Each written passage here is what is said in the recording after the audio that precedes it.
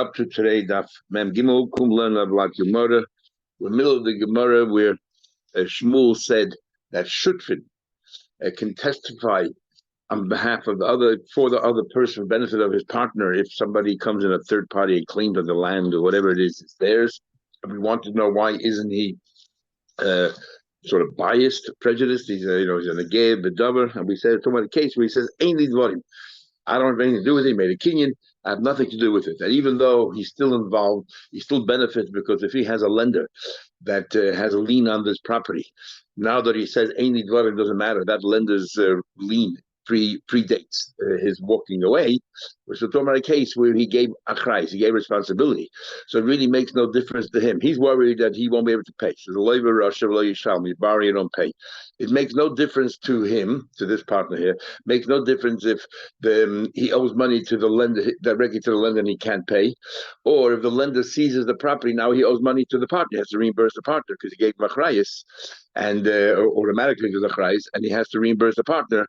So either way, if he doesn't have an asset, he'll be called labor Russia Shalom. So he makes no difference in which way it ends up. So he's not in the gay bedover.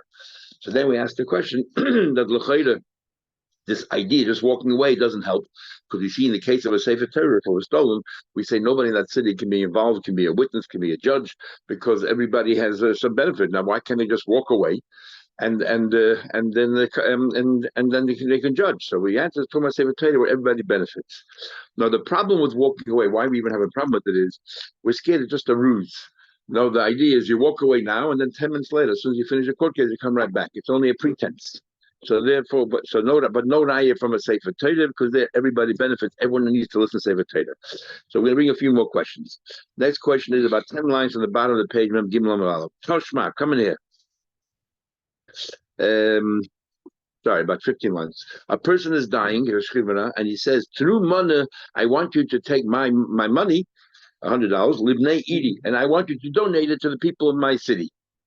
And then there's a dispute because the orphans, the heirs, come along and say, "Hey, our father gave away the whole Yerusha. It's not fair. We want to have something." So who is going to adjudicate this case? Ain't done in b'dayani oisei. You cannot use a local dayani. The ain meivin ra'im anshe oisei. And how can you use the people of that city to be witnesses, and so on? Now, why? Let two people there say, "We have nothing to do with, we don't have any benefit of the money. In fact, we'll give our share, whatever it is, we will give us our own money. So therefore, we have no benefit from that money." And why can't they then go ahead and make a ruling? L'daina. Doesn't that prove that what we don't like this whole formula of walking away because we don't trust it, because we think it's only cosmetic, because tomorrow they'll just go right back. They won't know. When he said, "I want you to use my money for the benefit of the city," he meant buy a sefer Torah. And a sefer Torah, everyone has to listen to the sefer Torah, whether you have ownership in it or not. They're irrelevant. Since everyone has hanof for sefer Torah, they have their negay be'edis. Okay, Toshma. If someone says, "True monalani idi," here he clearly spells out, "I want you to take this money and give it to the poor." So we're talking about to the poor, we're talking about something totally different. Ain't done in, and then there's a dispute about this money. Ain't done in you will not use the judges of that city.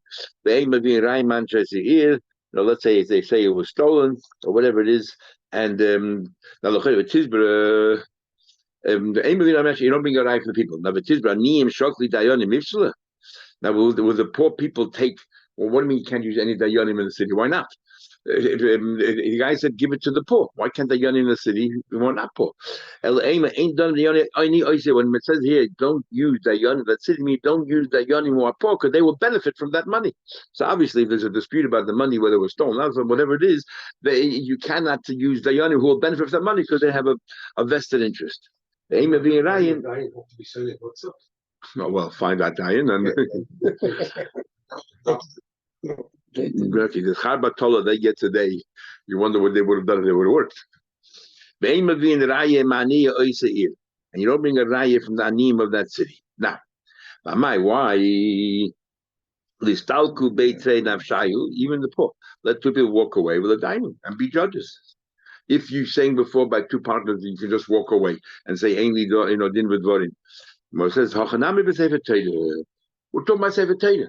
Now, what do you mean sefer Torah? It says clearly la'niyei oisir. Look at the more answers. So why are they called the poor people? The hakoil eitzel sefer Torah nimim. Everyone needs to hear Kriyas Torah. So therefore, what's an ani? An ani is somebody who needs something, who's missing something. Everyone has to hear Kriyas Torah, and therefore we're all considered aniyim. Now, interesting, they talk about what about if there's another sefer Torah? Why don't we just say if there's a second Sefer Torah, then I no longer need the Sefer Torah? Or what about in another shul? The Rashban has expression that you can go to another town. What about in another shul? So there's based on this is whole machlekes poskim. We're talking. What happens, Taka? There's another Sefer Torah. Then can we be the judge of this shul because you don't benefit from Sefer Torah, or do we say ultimately if that Sefer Torah becomes possible, you will need the Sefer Torah so that every Sefer Torah has a potential of being used. Yeah. And or others say no. Others say this whole Gemara is only talking about it. There's only one Sefer Torah and Hakol Kanim that everyone needs it. But if there's another Sefer Torah, then you have no benefit. Or Iboyis Ema says this again, but sounds a little bit stretching it to say that Aniyim means the entire town, and we're talking about a Sefer Torah, and everybody needs to hear Kriyas Torah, so therefore we're all called Aniyim. So the Gemara gives another answer. And because Pashtim Pshat in the Brayt we're talking about over here is tzedakah money. The Iboyis another Pshat is Lo Olam Kidikani Aniyim Mamish.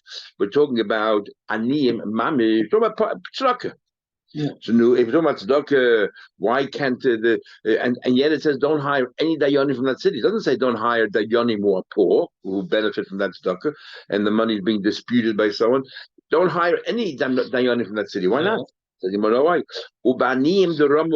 Every person in that city, even those who have money, have now an obligation to give tzedakah.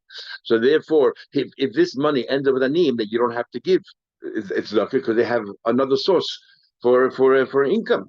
So you benefit also. That's why nobody in that city can be a dayan. Exactly. Or they feel less. Let's analyze that. What are we talking about? Indicates, in those days, a community they used to design to the year, used to levy. This is we had before. How long you have to be in the city before you have to join in for the doctor? So they give a levy. You have to give so much. If you give a levy, then might have come in indicates my decade. So let the two people, let's say they say you have to give $100 each. So let these two people in the city give the $100. So it's over and done with. They fulfill their chiyuv. Now they can be a dayan because they have no interest anymore in what outcome of that is. And let them judge. What's the problem? My skin in the case where they didn't fix them out. It's all relative, depending how many. Every week it depends how much the poor people need. So therefore, if the poor people end up with this money that's being disputed, then obviously you have to give less. So you indirectly or directly benefit from this case, and that's why you cannot be a dying. Other the catch a fixed amount.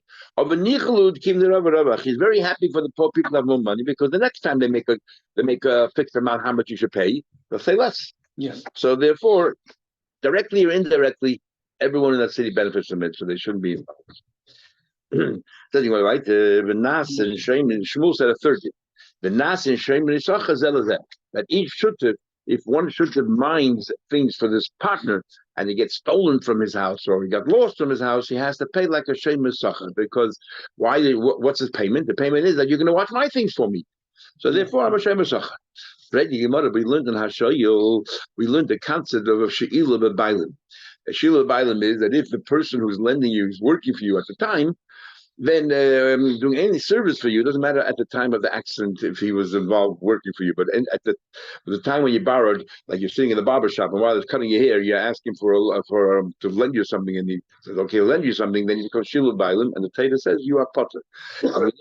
Vav, the Chi Yishal, the Vav says it connects to the previous Parsha, which is Shemer Sacher or Seichet, according to those who equate the two.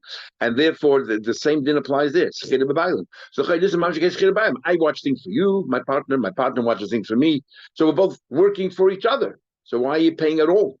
Isn't that the case of Shmira B'Bailim and Shmira B'Bailim is your partner? We're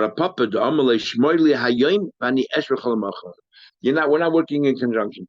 Today I watch for you, and next time I need something, you'll watch for me. So right now, B'Shas Maisa, even though you promise you'll watch me, we already had the Gemara Mitzvah, that doesn't make you. That's not called you're working for me. A commitment is not working for me. Working for me is taka working for me, and that's what Thomas and you're tomorrow.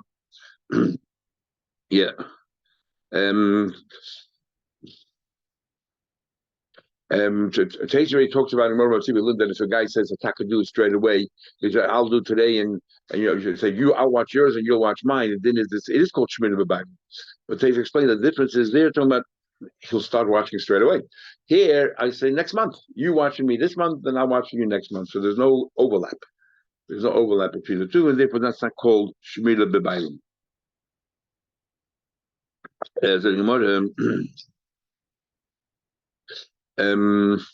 One last thing, Takes wants to know. So what's a chiddush then? Shmuel. We already learned this idea of Shmoili Hayyim, and then I'll watch it tomorrow. That it's not called Shemitah B'Bayim. What's the big chiddush that we're Shemus Sacha for each other? So he says, no, we would have thought that by Shutrim, it's not, normal Shemus Sacha is, I'm getting something from you. I don't have to watch your things. And therefore, but I'm going to watch it because you're watching mine. So we're making some kind of trade-off. It's like, if I'm working for you. Over here, I'm really working for myself. Because since we're partners and everything, I want to make sure that you work as hard as I work hard. So whatever I'm doing for you, I'm not I'm doing you a big favor. Whatever I'm doing for you is because I'm really doing it for myself. I want to make sure that my things are taken care of as well. So you would have thought it's not called really Shemitah B'Bayim. It's really for myself. Marshal is considered. You would have thought that even though right now I'm not doing anything for you, it's like I'm working. It's like working for each other because each one wants to make sure that the other one does whatever he does because he's going to be doing it for him and that you'll be doing it for me. So even though the poil I'm not working right now for you, it's as if I am working for you. Marshal, that it's not so. The poil is not working right now. I said I'm not going to do anything for you till next month. So therefore, we're not. It's not Shemitah B'Bayim. Talk about me learned. We learned a cryptic brayse. We learned two ways how to understand the brayse. Talk about me learned a few ways. Mochaloi bayis. It sounds like Reuben sold the house to Shimon. That's what it sounds like. Or Mochaloi sadi, he sold him a property, a field. Ein meyid loyale. And then somebody comes over to Shimon, to the purchaser, and says that this property was stolen, and therefore you have no right to it. Reuben, the vendor, cannot in any way go ahead and testify on behalf of Shimon because he's testifying about himself. Because what happens if Shimon loses the property? Reuben has to reimburse Shimon. So really, Reuben is giving aidus on himself. They have to find other aidim. He cannot testify about this because the chayis is on him. If the buyer loses the property, then the buyer will turn back to the vendor and say, "Hey, reimburse me." On the other hand, he would know best. So he has to find aidim. He has to improve a star, aidim or something. He knows where to look. Machaloi para. But he sold him. Now it sounds like the difference is between karka and metalton. If he sold him a para or machaloi talus or metalus, then and this Reuben sold to Shimon and metalton, a portable item, and then Shimon, somebody comes to Shimon and say, "Hey, that para is mine. That metalus is mine. It was stolen from me." Then Reuben can testify for Shimon. Why? What happens if Shimon loses it? Too bad. If Shimon loses it, Reuben does not have to reimburse him because by a soda we say, chayes toy safer that you always give, take responsibility. But when it comes to metalton, you don't. So therefore, since he's not responsible, you cannot make any comeback to him. He can testify on your behalf. I don't understand. If the whole difference between the Reish and the Sefer is because this is achrayis and here you don't have achrayis, then it has nothing to do with karka metalton. Just tell us in karka itself. If you gave achrayis, okay, but if you clearly said I'm not taking achrayis, then you could be an eight. Nothing to do with the way the brayse that makes that distinction. Sounds like karka has one din and metalton has another din. But the way we're explaining now the brayse has nothing to do with karka metalton. It has to do with whether there's achrayis or whether there's no achrayis. Achrayis, then he cannot testify. No achrayis, he could. Says the Gemara, says, I'll tell you the new story. This is what happened. Reuven stole a field from Shimon. So Reuven, the vendor, sold a stolen property from Shimon. Shimon's the victim to Levi. V'asa Yehuda, comes along a third party Yehuda, the Kama'ara, and he has tinus. The Leilazel, he has tinus to Levi. You bought a property from a Ganef, from Reuven. So now Shimon thinks he's the real owner of the property. Yehuda comes along and says he's the owner. Can Shimon now go ahead and testify that the property is definitely not Yehuda's? Because Yehuda's a new member. Shimon is one who feels that he was a victim. The Leilazel Shimon last Levi. Shimon cannot go and testify on behalf of Levi. Why? The Nichele the Hadu. He is happy that it should remain with Levi, and then he'll take Levi to the trader for buying stolen goods, then it should move on to Yehuda. I don't understand. Before we go any further, I don't understand. If Shimon goes ahead and testifies that the property belongs to Levi, then how can Shimon tomorrow turn around to Levi and say, hey, you have stolen property? You just testified yesterday in Bezin against Yehuda saying that the property belongs to Levi. So how can you now come along and say Levi got stolen property? But he might have given the answer to Levi, who, since he testified in court that it belongs to Levi, hey, they have to tomorrow go to Bezin and say, Levi, you have stolen property. So Shmuel says, okay, he doesn't say that it belongs to Levi. He gets to go to court and says, Yehuda, it's not yours. The Amma, that's what we would think. The Amma Yadaina, the Hayada, the Lav Yehudi. That he wanted to go to court to say to the court, it's not Yehuda's property. Now he's not saying it's Levi's. He's just saying it's not Yehuda. So his plan is that tomorrow he'll go to Levi. So therefore, he has a vested interest, and he cannot testify. He wants to remain with Levi. But his mother, I don't understand. The same case that he has against Levi that is stolen property, he can use against Yehuda. So what vested interest does he have that the property should end up with Levi? And either way, he's going to bring a star, whatever he'll bring to court, that this property is mine. So might not come in if Yehuda says the property is or Levi's or the property, it might not come in. But he mother, about who's chusa to come up and blame Levi, leave him Yehuda. What's the big deal here? What means vested interest? The same raya that he has that it's mine against Levi, he used against Yehuda. So we have this concept we said before. The Amar said, I'm intimidated by Yehuda, but I'm not intimidated by Levi. I'd rather Levi keep the property, so I'll testify. That's what you would think. So therefore, we said that he cannot testify. He cannot testify on behalf of Levi. Why? Because he has a vested interest. He wants the property to remain with Levi so that he can take the court. So that's what he means. That's one pshat. Iba isema, noch a pshat. Yehuda has Eidim, and Shimon has Eidim. That the field belongs to his. And what do we say when two Eidim clash with each other? Leave things the way they are. We learned a while ago when we say Kol Dal and Govar and Nanachtin and Namaskin, and we said Kol Dal and Govar, or we Zayim we don't know what, and one guy then takes it, and then the other guy brings Eidim, we take Ananaskin and we pass Ananachtin and Namaskin, and we gave it to him, we'll take it back to there. It was not really a psak. We just said work it out, and now that you have Eidim, we'll take it back. Here, if Yehuda brings Eidim, and the property ends up with Yehuda, then Shimon brings Eidim tomorrow and says, "But the property is mine." You have a clash of two against Rebbetzrei. What happens then? We say wherever it is right now, we'll leave it with Yehuda. Why would we take it away from Yehuda? Since we already gave it to Yehuda, Yehuda brought Eidim that was his. So we paskin that it's Yehuda's. In this case, everybody says, you paskin that it's Yehuda. Now two other Eidim come along. We don't know what to do. So you leave things the way they are. So it'll stay with Yehuda. So therefore, Shimon wants the property to go to Levi so that Yehuda's Eidim are no good anymore. And then Shimon's Eidim could go against Levi. It won't be Trei anymore. So the Gemara says, whatever, you don't know what to do, leave the property where it is. Says the Gemara, okay, that's the case here. That's what we say by Karka. We'll soon get to the second part of the thing. That's what we say by Karka, that he cannot testify. Because he wants to be by Levi. If he goes by Yehuda, it'll be 2 against 2, it'll stay with Yehuda. But if it moves to Levi, just 2 against Levi, he'll win. But he might have said, what do you call Levi for? But look at Begazin. Reuven, the guy who stole it, Yehuda comes along to Reuven and says, the property you stole, you think you stole it from Shimon. You actually stole it from me. Give me my property back. And the same thing. From the Kabbalah, you're right. Could have said it's talking about a guy. We don't need the Lokech here is irrelevant. It's if it goes to Yehuda and Shimon then brings 8, it'll be 2 against 2. But if it stays with Reuven, then if it stays with Reuven, then Shimon can bring 2 Eidim against Reuven, and then there's no clash, and we'll get it back. Simple, same story. Saying, well, you're right. The next case. The next case is Mocha Le Par. When it comes to Metalton. Mocha Le you need a look at why.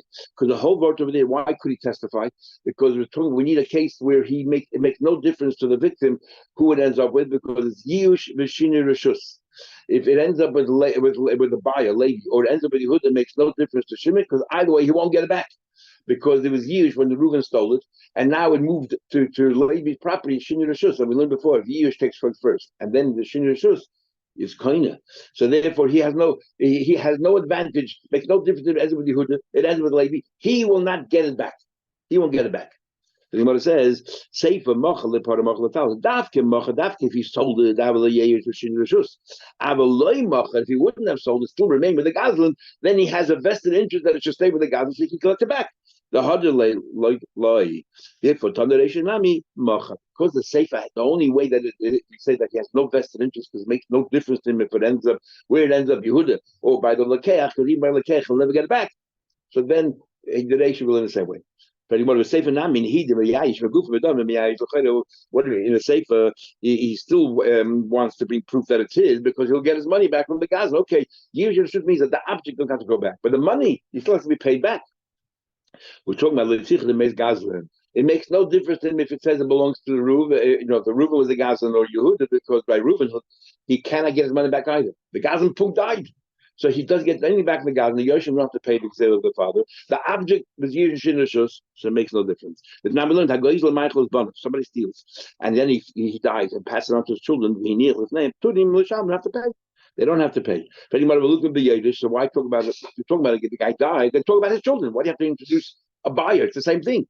It's honey Yiddish, like if you hold that a Yiddish is like a Barak, it's a continuation, there's no Shinishus, okay, then he has a vested interest because he'll be able to collect it back. The same then. But he doesn't like this whole shot. What do you mean the word that he, not that usually achrayus means that I'm responsible for you. Here it means forget the property is responsible to me. I can take the property back.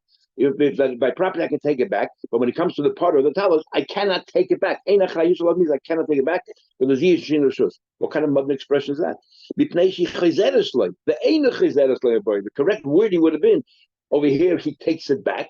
And therefore, therefore he cannot. What do you call? By karka, he can't. There's no shin by karka, so therefore he cannot. He has a vested interest. But by partner, he will not get it back. So the word should have been, if Rav Shesha's case is correct, that's what it should have said. So tomorrow we'll see. There's another way of learning pshat in the Braisa. Okay. Have a good day, everyone.